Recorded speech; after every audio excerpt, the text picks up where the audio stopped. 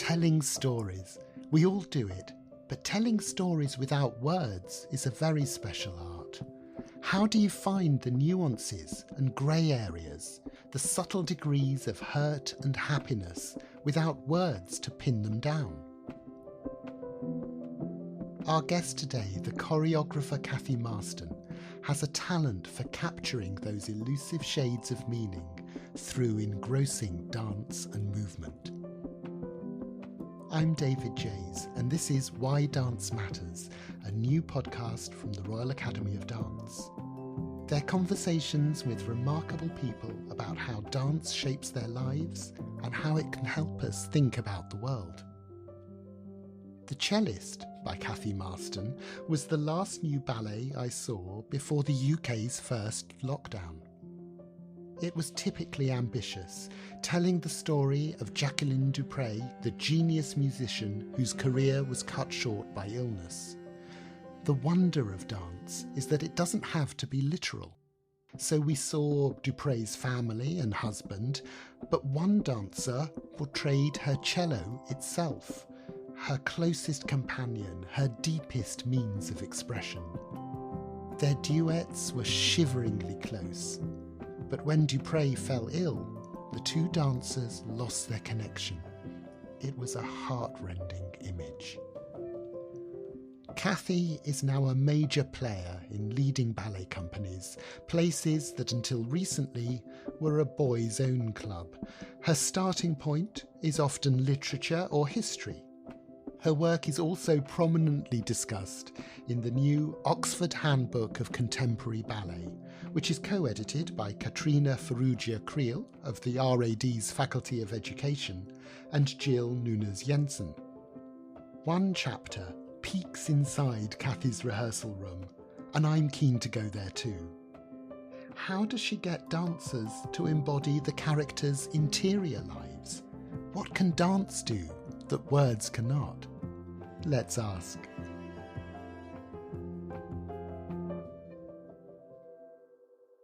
Cathy, it's a real pleasure to speak to you. Thank you for joining us on Why Dance Matters. Thank you for having me. To go back to the very beginning, I think your parents were both English teachers. So did thinking about different ways of telling stories, different kinds of books, come into your life really early? Yeah, I think they did, although obviously I wasn't really aware or conscious of that happening at the time. We were certainly read to very often. We went to the theatre, we went to see different sorts of performances, Shakespeare or musicals. But obviously I had lots of other hobbies, one of them being dance, and that really took over. So it wasn't until a bit later that I connected dance with storytelling. Although there were several workshops in my childhood and early adolescence that made a difference. One of them I remember being with Rambert Dance Company, and they came to Cambridge and did a workshop on Christopher Bruce's Swan Song. And that really made me think, because they taught us how the chair in that particular ballet is used to represent so many different things, from his sort of friend to his jailed, all sorts of things. That was just mind-opening to me, that you could use objects to transform, to become different storytelling props or devices. And did you ever think of theatre as a potential? Yeah, I wanted to be an actress. I wanted to be a policewoman, because there was a TV series called Juliet Bravo.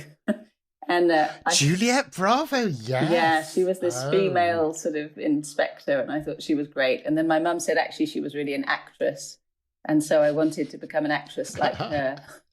but I was too young to have acting classes. We couldn't find any. So that was when I started tap dancing, because I also had a passion for movie musicals, Fred Astaire and Sid Charisse and all that sort of thing. So I thought I could learn all the different things that I might need as an actress.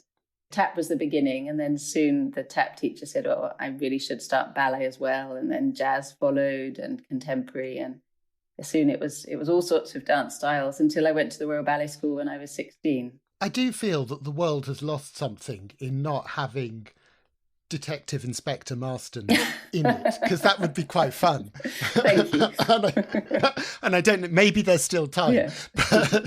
So I think you started choreographing really quite young. You were doing stuff at the Royal Ballet School, and then through the beginning of your own dancing career.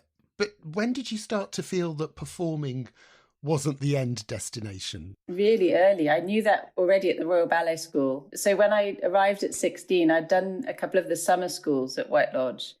And on the senior summer school, some of the senior school students came to choreograph, including Christopher Hampson, actually, and David Dawson and Tom Sapsford. I just thought that was the best thing about the whole experience. And when I got to the upper school, I immediately joined the choreographic program. So you could choose if you wanted to choreograph. And Norman Morris and David Drew were the tutors. And I immediately just loved that part of the course. Spent most of my time thinking about that part of the course. Any spare hours, I'd be up in their office listening to music and going through the LPs that they had stored up there. So I knew that that was where I really wanted to go. I also knew that I wanted and needed to dance first. But it was definitely, that was the plan. It's interesting that all the names you've mentioned so far have been men. And I'm just wondering, at that time, were you concerned that there wasn't a kind of big body of female role models out there who were choreographing on big stages and with major companies? Honestly, it didn't occur to me until David Drew let me know that this was a problem. So he was fantastic, actually, and I think probably encouraged me in an extra special way because he was conscious, and Norman Morris were conscious, that there weren't enough female choreographers. And I had a friend or a colleague, one of my year group, Nicole Tung, who also was very passionate about choreographing, and we worked a lot together, and they were fantastic with both of us. They really helped us along the way. So no, it didn't worry me particularly that I didn't have a role model because I was being nurtured by particularly David and Norman so well.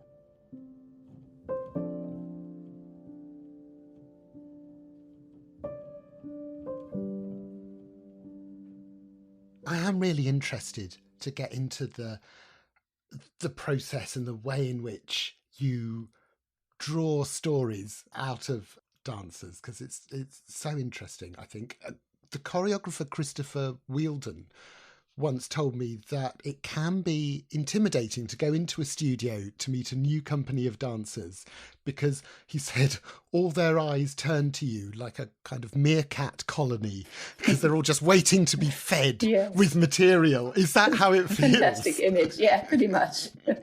I think I'll leave it with him there. He said it, explained it very well. So you have to come in with already a pretty well-developed plan, knowing what kind of stuff you're wanting to find, where you're wanting this process to go. You have to go in with whatever you need to feel confident. And that's really different for every individual choreographer. So some will come in with a phrase already prepared. Some are just innately confident in their, improvisation or their ability to create on the spot. I usually bring in a document that I've now, over the last few years, called the master plan. And so I do a lot of research before I enter the studio, which will include obviously identifying the theme or the story, reading the book if it's a book, or certainly around the subject. With a biography, it will be reading many books on that subject. I have different tabs for different parts of the research, but I write lots of things down. And before I get to the studio, I will reduce those research elements to lists of words. So each character, before I begin, will have a list of words that are kind of prompts or cues to create movement. With each dancer, we work on those words. So I'll come in with a long list, but I'll ask them to help me add to it so they engage with the process. And then we'll start to create simple movement phrases from those lists that just create a language or a vocabulary for each individual character. So this is before we would put any scene together, before we would begin to touch one another in a pas de deux, anything like that. So each character knows how they move, they know how they walk, they might have a few sort of hand motifs or body motifs. And that I find very helpful because then when you begin to put a scene together, or a duet or a trio, each dancer already knows. They don't need to be told, oh, you actually walk heel toe or toe heel, or you like doing lame ducks. You ever? I mean, they've got sort of things that they can throw into the mix, and it makes it very collaborative then when you're putting the scenes together. And of course, when we do put those scenes together, I'll also talk through the scene dynamic in quite a lot of detail. And sometimes we'll read, if it is coming from a book, we'll read the relevant passage of the book. I might even show them an excerpt of a film if I feel it's relevant. Because my process is very collaborative, I need to engage the dancers in their minds before we start working with our bodies. So you really do need your dancers to be very active creators. Yes. Yeah. There's a really nice chapter in the new Oxford Handbook of Contemporary Ballet where Carrie Gazer Casey sits in on your rehearsals for Snowblind at San Francisco Ballet. And she says that you work more like a theatre director, adapting a text for the stage, creating monologues and dialogues to clarify movement intention, which is, as you've described it just now. So there's a sense that you're kind of warming up the dancers' imaginations so that they can then bring more stuff to the table. Is that right? Yeah, I mean, I find that I'm lucky to work with dancers who are far better movers than I am. I can show some things, and sometimes I do show some things, and I have a way of being able to put them in the sort of world of my movement style. So I can indicate and suggest enough physically that they're not going to suddenly come on suggesting kind of Balanchine steps, or, we can figure out the place that I like to reside, which is sort of somewhere between classical ballet and contemporary. But what's important to me is that the movement comes from the inside rather than the outside. It's astounding to me sometimes if I do show something. I'll give an example. Pas de deux, and I'm going to touch my partner's face, and it's a really meaningful moment, and it's a narrative moment, and I'm touching his face very specifically with a particular message, and the dancer's just not getting it. And I cannot understand why they're not getting it, because it's the most simple moment, really. And after the rehearsal, I talked to my assistant, Jenny Tattersall, and she says, they were watching your feet. They were looking at what your feet were doing. And that's really telling, that sometimes you have to be such a clear communicator to make the dancers understand what's important to you about the movement if you're showing it. Often I find it's better not to show and better to articulate that to begin with, see what comes out of them to convey that particular message, and then shape that. Right. And then I guess as well, they have a greater sense of owning the material. Yeah, there's definitely a great sense of owning. And with the list of words, I'm always clear with them. I would never expect the audience to read their movement phrases like a dictionary. But what you do find is if the dancers know that this particular movement came from the word prickly, or from the word evaporate, or from the word collapse, then they will perform it with much greater clarity. I'm also really interested in the emotional life of the works that you make, because the emotions in classic ballets, especially the ones that come from fairy tales or folk tales, they're often quite sort of big headline feelings about love and betrayal.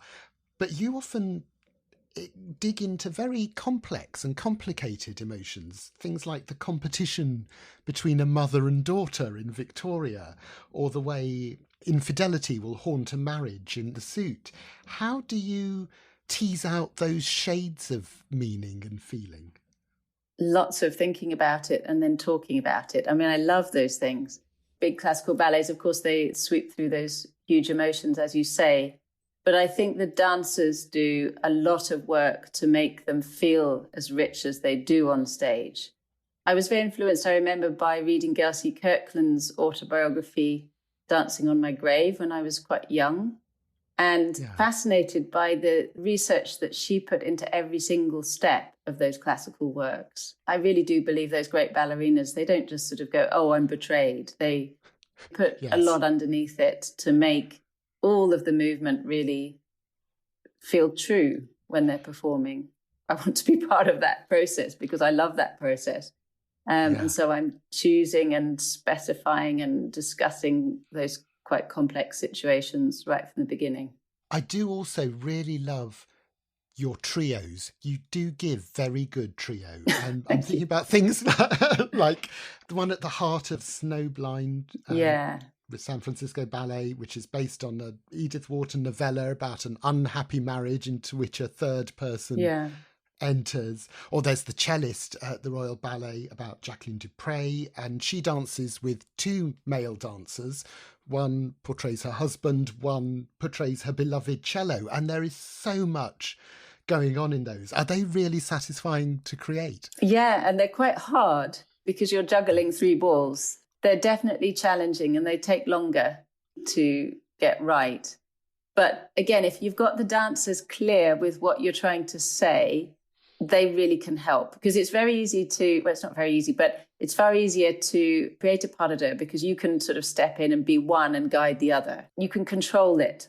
But with a trio, you cannot be three people at once. And even if you can guide one person, you can't take care of the other person. So it's quite tricky not to have a sort of one left out, two's company, three's a crowd. Yes. So that's why I really have to make sure that the dancers know what we're trying to say so they can suggest. I'm just thinking to those creative rehearsals with Lauren and Marcy and Matthew, the cellist. They really knew what they were trying to say. So if I give Lauren a step with Matthew, Marcy was right behind it, just throwing something out there, putting something into the mix. And then I can step back and say, well, that really works. Or could you do that on the floor? Or could you add a jump to that? Or, I can then shape it afterwards. Wow. It's almost as if you've got a kind of a film director's camera, knowing exactly what you're wanting the audience to pay attention to at any given moment. Usually I have to get something out first, and then you do step back and realize, that movement's taking my attention over there, when actually the thing I really want to see is here. And then sometimes it's just as simple as saying, well, instead of an arabesque towards stage right, could you renverse that so that your eye gets led back towards stage left?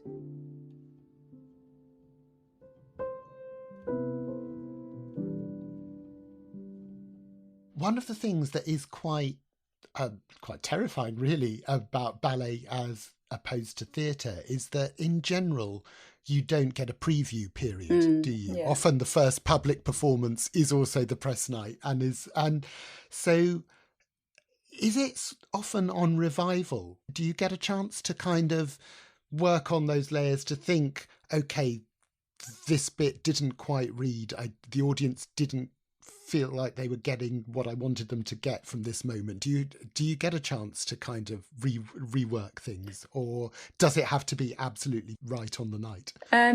I think it has to be right on the night, really, to get the revival. Oh, well, there is that, yes. Yeah. And to be perfectly honest, I haven't experienced too many revivals in which I've been able to be involved. So Jane Eyre obviously was taken from Northern Ballet to American Ballet Theatre and then on to Joffrey. So that's been the best example in that case. And it was really great to be able to work with both of those two companies on it, and on quite large stages. So taking a piece that had been made for Doncaster originally and then putting it on the stage at the Met in New York was quite something. And so inevitably some things had to change and expand, and I added a few people here and there without wanting it to suddenly seem like a sort of cast of thousands, which wouldn't have felt right for Yorkshire Moors anyway. You can definitely work on things in retrospect if you do get to restage them, but sometimes, Snowblind, I didn't get to go back for very long to restage it. And indeed, other casts have performed that piece. So then actually Sarah Van Patten, for example, who created the role of Xena originally in Snowblind, was pregnant for the revival when it came to London. And she coached the two dancers who took on the role, and she did a fantastic job. And I think they were very grateful for her insight as well. I think you're relying on the whole team, and therefore I go back to communication. It's so important to be clear with your intentions from the outset. You're right. And I guess as well, you would like subsequent casts of dancers to be able to make those roles their own rather than just try to be a carbon copy of the first person who created it, because otherwise, if they do that, it's not going to be alive. That's what I mean in terms of the intentions. If Sarah, and I'm sure she did in reteaching her part, went back to the initial words and the vocabulary and as I keep using the word intention, but it is the key word, then it's never going to be, it's not about, well, how exactly was that leg, or it's not about that for me. Of course, there's a shape and a form and a timing, but sometimes that timing even does come from the intention. And if it falls on a beat or just off a beat, if it's deliberately there because it feels true, I would rather that. Right, yes. Historically, I guess the ballet studio, the rehearsal studio, has quite often been a hierarchical sort of a place, a deferential kind of a place. I don't know, does that feel as if that's changed over the course of your career? I'm certainly thinking that for the kind of work you make, that actually wouldn't be helpful. People who were too shy to speak up and to add to the mix aren't going to help the work. I feel like I've been actually very lucky in my career. I don't think I have experienced as a dancer that hierarchical thing in a very pronounced way. Of course, when you're sort of 30 people in a studio, there has to be a level of listening to the front. Yes. You know, you can't hear 30 voices at once. So I think dancers have to learn when to step in, when to speak up, and when not to. And I think that comes with experience. So you usually find that it's not so much about the hierarchy of a company in terms of quarter ballet soloist principal, but rather just the experienced people. Within a quarter ballet number, you'll discover that there are 2 or 3 people who you can speak to, and somehow the information then filters through. They're leaders of the group, I suppose, and they will speak up. And they're not always the more experienced, but quite often, I think. Carrie Gaser Casey, when she's writing about your rehearsals in the Oxford Handbook, she also writes about how the female character's perspective is crucial to your ballets, and including the experience of female desire rather than being desired, which is, you know, in so many traditional stories. And she says that when you were working on one scene in Snowblind, her note that she scribbled was, "This is porn for women." I'm not quite sure if that was what you were going for. Maybe it was. But is she right about female experience being your starting point? I don't think it's a conscious thing, but as I am female, it may well be. I mean, I suppose it is my starting point. I mean, it's funny how some things just come naturally, isn't it? It's definitely not something that I've set out to do, but I can acknowledge and recognise that it has happened along the way. I think the bit that she's referring to was probably the apron bit. There's a pas de deux where Ethan is in the kitchen at night and Zena's upstairs, and Matty, the maid who he's fallen in love with, he takes off her apron. They sort of touch each other through the cloth. So it's really subtle and it's kind of electrifying at the same time. Okay. I think that's the bit that she probably was referring to. Do you get moments in rehearsal where, I don't know, goosebumps or the hair stand up on the back of your neck where you think, oh yes, we've hit something here. This is working. Yeah, this is I love those moments. And are they sometimes unpredictable moments, not things you had expected to land quite so with such a charge? Yeah, they can be. That particular apron moment I had in my head, so I was happy that it worked. But yeah, sometimes because I don't have any movement preconceived beforehand, so it's very often a little touch, a little maneuver around 2 people or 3 people can do it. And sometimes it's with the music and you just have to get the right thing on the right time with the music. In The Cellist, the bit that gets me is when Jackie is on the floor, when the cellist is on the floor at the end and the little girl comes back in, her younger self. She was so beautiful how she did it, Emma. And she came in and it was just the way she did it on the particular bar of the music always gave me goosebumps. Oh, that is gorgeous.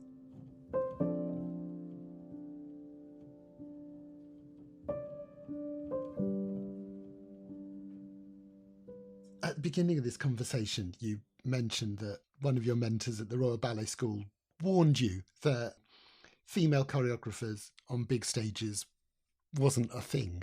And there was a long period in which, critics and audiences, I think, were certainly noticing that, maybe even more pressingly than directors of companies. Yeah. That feels like it's changing. Does it feel it's changed for good? Yeah, I think it probably has changed forever. I mean, things will fluctuate inevitably. And there are not that many opportunities. You have to work hard to get to that handful of chances that there are around the world, really, every year for the really big companies to commission big ballets. Inevitably, sometimes there will be a shift towards one way or the other. But I don't think we can go back now. I mean, there's always a sense as a performer that you're not in complete control of your own destiny. You're waiting to be hired, you're waiting to be cast. Does it feel like that as a choreographer too, that you can't always be the captain of your ship? Funny enough, I had a conversation about this with two dancers who are also young choreographers yesterday. I was creating a duet for them and they were asking me about this and complaining that they felt like that as dancers. And I said, it really doesn't change. Right. My advice to them was spread your options out a little bit. One of the things that's happened during the COVID period for me is I've been stuck in Switzerland where I live. Normally I travel a huge amount. And so I couldn't go to any of those places where I should have been working and creating. So I got together with a friend and a colleague called Isan Rustim, who's another choreographer. Actually, I employed him as a dancer when I directed the Bern Ballet back in 2007. Since that time, he's become a choreographer himself and also works a lot internationally. And we were both stuck in Switzerland at home. And both of us have got way too much energy and creativity to sit still. We have founded a company here in Switzerland, a project-based company called Compagnie La Ronde. Our first production will be a version of La Ronde by Schnitzler that we're going to tour in the Steps Festival, which is a big Swiss dance festival that happens every 2 years. So they're co-commissioning it and that will happen next year. And it's been really interesting because you would think, you're making your own company, you can make the decisions, but you're actually just waiting on other people's decisions. So when you work for commissions to big ballet companies, of course, you're at the mercy of the directors. Are they going to give you another one? Are they going to give you work? And if you form your own company, you're applying to the funding bodies, the different charities. You'd still need a theatre to give you space and time and performances. So, I mean, it's just one of those things. Your dance is not something that you do on your own. You're not a writer. And even a writer needs a publisher, really. But I suppose you could self-produce. But it's a group activity. And go back to communication. Got to communicate. Yes. Cathy, I guess your work isn't autobiographical in terms of plot, unless you've had a really eventful life. But does it feel emotionally autobiographical? When you look back over your work, is it a bit like reading a diary? No, it's not like reading a diary, but I definitely have to find my way in to the story. So Queen Victoria is a good example, perhaps. I was commissioned to create a ballet about Queen Victoria, and beyond that, it was pretty much up to me. There's so many aspects that you could take of her life that would be potential material for a ballet. But the moment I discovered the little story about her relationship with her youngest daughter, Princess Beatrice, and had the idea of this mother-daughter relationship, the concept of Beatrice rewriting her mother's story and what that might have been. I'm a daughter, I'm also a mother. It suddenly felt like I could access the story in a more personal and intimate way than other entry points might have been for me. Yeah, that was such an interesting relationship and such an unusual relationship to be explored in any medium, actually. It's not something you see, that intimate but competitive, trusting and untrustful kind of relationship between a mother and daughter. Yeah. It's a fantastic subject. Yeah. So that wasn't a question. That was just me being happy. So thank you. So look, Cathy, I will stop. I will let you go. But before I do that, I just have to ask one last question, which is, why does dance matter to you? It's simply the way that I can express my ideas I have other ways of expressing ideas. I like writing and I like talking. But there's something about dance, and I would say also music and to some extent poetry, that I find you can express things without being so specific that it feels wrong. So sometimes you feel things inside and it's not just one thing, it's harmony. It would be a chord. You can feel more than one thing at the same time. Those things can jar against one another or they can be harmonic together.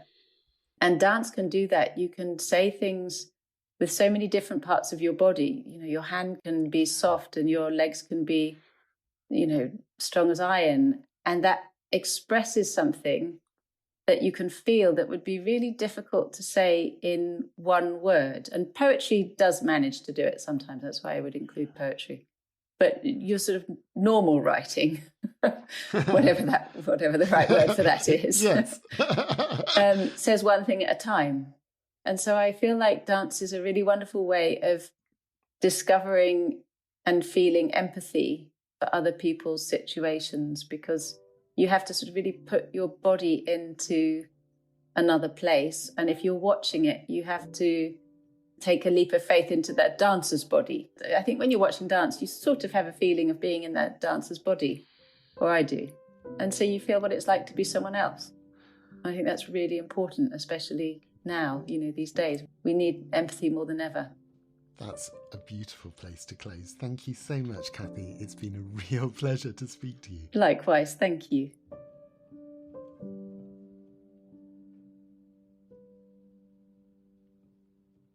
Telling stories feels like a fundamental human activity, and Cathy's work reminds us that we carry our own stories within us.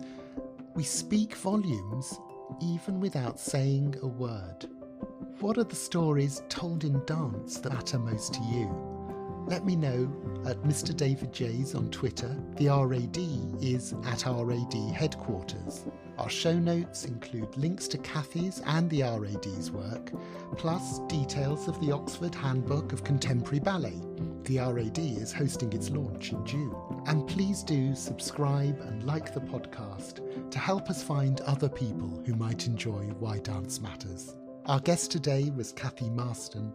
Why Dance Matters is made by the RAD team of Hayley Izzard, Celia Moran and Melanie Murphy. Our artwork is by Bex Glendinning, and the choreographer who captures all our shades of meaning is our producer, Sarah Miles. I'm David Jays. Take care and see you soon.